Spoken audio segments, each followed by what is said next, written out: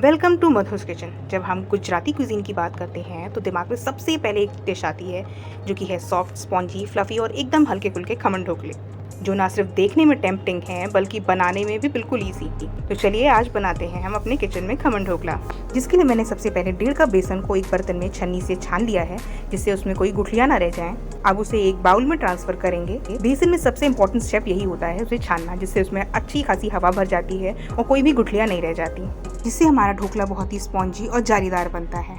अब इसमें डालेंगे 1 नींबू का रस, साथ ही आधा चम्मच नमक और 1/4 चम्मच हल्दी पाउडर।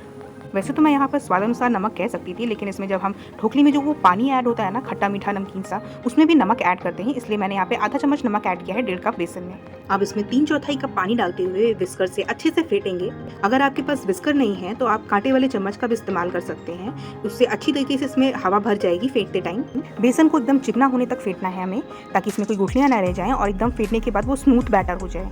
लगातार इसे 4 से 5 मिनट फेंटने के बाद रेस्ट पे रख देंगे, लगभग 30 से 45 मिनट के लिए। लेकिन अगर आपने फेंटने में कोई कमी नहीं रखी है तो 20 मिनट भी बहुत है इसे फूलने के लिए। अब इसे स्टीम करने के लिए मैंने एक बड़े से बर्तन में 2 ग्लास पानी रखा है। साथ ही अगर आपके पास कोई स्टैंड हो तो आप रख सकते हैं, वरना जैसे मैंने अदरक कूटने वाला रखा है आप वो भी इस्तेमाल कर सकते हैं। फिर आपके पास इडली या मोमोज स्टीमर हो तो क्या ही बात है, आपका ढोकला बहुत अच्छी तरीके से बन जाएगा उसमें। अब हम इस तरीके से एक चौड़ी बारी वाली थाली लेंगे जिसके साइड में उचान हो, और उसे तेल से अच्छी तरीके से ग्रीस करेंगे कि हमारे ढोकले को डीमोल्ड करने में बहुत ही आसानी हो। अब ढोकले के रेस्ट करने का टाइम खत्म हो चुका है और इसे फिर से फेंटेंगे हम। आप देखेंगे कि इसका कलर लाइट हो चुका है। इसे फिर से 2 से 4 मिनट तक फेंटेंगे और इसमें 2 टेबलस्पून रिफाइंड ऑयल ऐड करके इसे अच्छे से मिक्स करेंगे। बैटर की कंसिस्टेंसी बिल्कुल इडली के बैटर जितनी गाढ़ी होनी चाहिए, या फिर जैसे आप केक का बैटर बनाते हैं उतना पोरिंग कंसिस्टेंसी होनी चाहिए। अब मिक्स करने के बाद इसमें 1 पैकेट इनो लेंगे। हम इनो को एकदम लास्ट में ऐड करेंगे जब हमें इसे एकदम थाली में पलट कर स्टीम करने के लिए रखना है, वरना जो इसकी गैस है वो बाहर निकल जाएगी, तो इनो डालने का कोई फ़ायदा नहीं होगा। अब इनो के ऊपर 1 टेबलस्पून पानी डालकर इसे अच्छे से एक ही डायरेक्शन में फेंटेंगे। ध्यान रखिएगा कि फेंटते टाइम चाहे स्टार्टिंग में हो या एंड में हो, आपको एक ही डायरेक्शन में घुमाते हुए फेंटना है। दोनों साइड फेंटने से इसमें हवा नहीं भरती है और ढोकला स्पॉन्जी और जालीदार नहीं बनता है। इनो डालते ही आप देखेंगे कि बेसन एकदम व्हिपिंग क्रीम की तरह झागदार हो जाएगा। इनो डालने के बाद अब इसे अच्छी तरीके से 30 सेकेंड तक एक ही डायरेक्शन में चलाते हुए फेंटना है, ताकि हमारा जो इनो है पूरे बैटर में अच्छी तरीके से मिक्स हो जाए।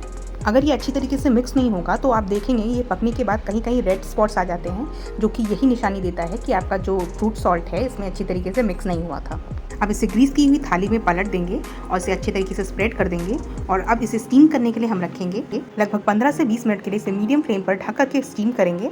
और तब तक हम तैयार करेंगे इस पे जो खट्टा मीठा पानी बनता है, जिसके लिए मैंने एक फ्राई पैन में 2 टेबलस्पून रिफाइंड ऑयल लिया है। उसमें 1 टीस्पून सरसों के दाने डाले हैं, जिसे हम राई दाना भी कहते हैं। इसे चटकने देंगे। अब इसमें हम डालेंगे कड़ी पत्ता, इसे क्रिस्प होने देंगे। साथ ही हम डालेंगे स्वाद अनुसार नमक और 2 टेबलस्पून चीनी और 1 ग्लास पानी।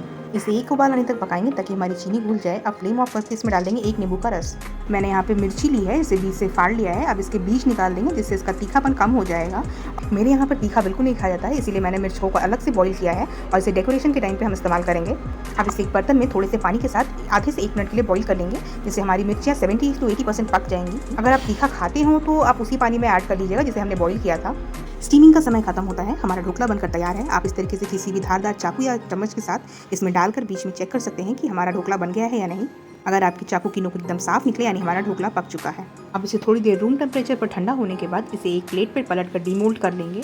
हमारा ढोकला बनकर तैयार है। आप देख सकते हैं कि इसे कितनी अच्छी तरीके से डीमोल्ड कर लिया है मैंने, और ये बिल्कुल सॉफ्ट, स्पॉन्जी और जालीदार बनकर तैयार हुआ है। अब हम एक चाकू लेंगे जिसका धार वाला किनारा एकदम आरी की तरह दांत वाला होगा, और उस चाकू की मदद से इसमें हम कट लगाते हुए स्क्वायर शेप में क्यूब्स काट लेंगे।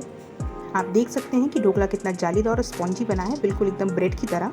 जब हम इसको प्रेस कर रहे हैं तो ये वापस अपनी शेप में आ जा रहा है, और यही एक अच्छे नायलॉन खमन ढोकला की निशानी है कि जब हम उसे प्रेस करें तो वो वापस से अपनी शेप में आ जाए। और अब हमने जो वो खट्टा मीठा पानी रेडी किया था, इस ढोकले के ऊपर पूरी तरीके से स्प्रेड करेंगे चारों तरफ से, ताकि हमारा ढोकला पानी पी ले, और जैसे ही वो पानी पिएगा वो और भी ज़्यादा फ्लफी और फूल कर तैयार हो जाएगा। अब इसके ऊपर हरी मिर्ची, हरा धनिया और खट्टी मीठी चटनी के साथ गार्निश करके सर्व करें। एक बार इस आसान तरीके से ढोकले को घर पर बनाकर ज़रूर ट्राई करें। कमेंट सेक्शन में लिखें कि आपका एक्सपीरियंस कैसा रहा। वीडियो को लाइक, कमेंट, शेयर और चैनल को सब्सक्राइब करना ना भूलें।